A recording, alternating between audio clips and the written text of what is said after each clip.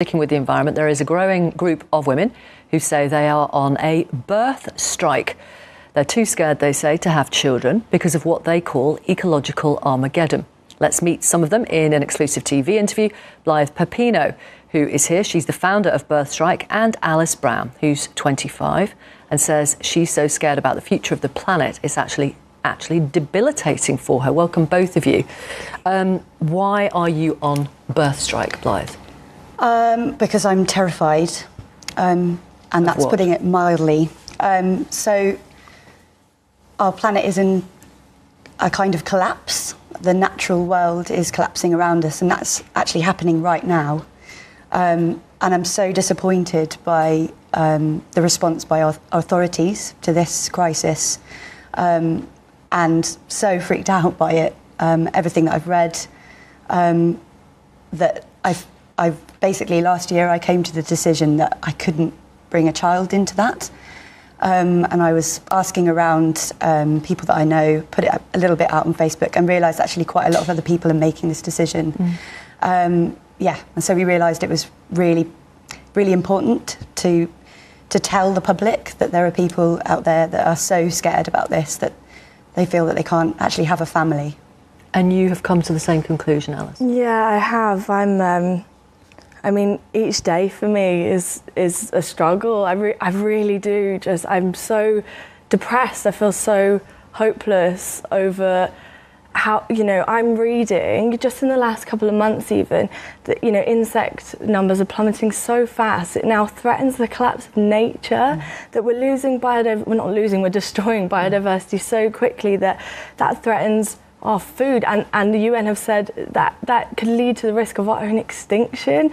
David Attenborough going on TV to say the collapse of civilization could come from this, and I know that is so hard to really sit with and take in, but I have done that, and that has led to just a fear that I've never felt before, and my decision for being on Birth Strike mostly has come from not wanting to pass that fear on to someone else. If we're in this situation now, even since my parents had me, we've destroyed 60% of life on this planet.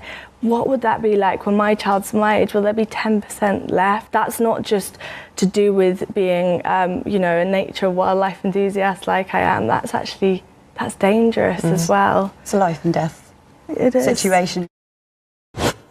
That's right. There is now something called the Birth Strike movement, which is encouraging women to refuse to have children because they believe the Earth is in crisis due to climate change. Climate grief to literal carbon eugenics in one easy step. I really hope that this sounds familiar to you, because if it does, then thank you for having paid attention to me and what I've been screaming about for a literal decade now. It was a decade ago that I made my first video on carbon eugenics, trying to tie this together using the historical parallel that is there. In fact, it's not a parallel. It is literally the history of the modern environmental movement and the carbon eugenics movement from the literal eugenicists of old. I traced that history very carefully in Why Big Oil Conquered the World for those who didn't see it. It's a literal through line that goes from eugenics in the late 19th, early 20th century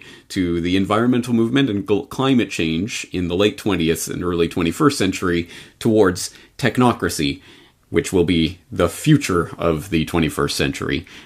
It's right there in black and white, and this is how it's done, tying this thread through. It's all about directing the human population and controlling the human population in every sense, including, of course, the most literal sense now of literally encouraging people, voluntarily, of course. It's all up to you, but we're going to die. The Earth is going to die in 12 years because we've just screwed everything up with our carbon sins, and every child that you put onto this planet is 56.8 tons of carbon dioxide per year added to our collective carbon guilt. And I know I'm not just pulling that number out of thin air. I'm going, of course, by the IPCC and its report on the world's climate trends, which just happens to note that having one child less per family will save 58.6 tons of CO2 per year. Because when I look at my children running around, growing up, learning, playing in the park,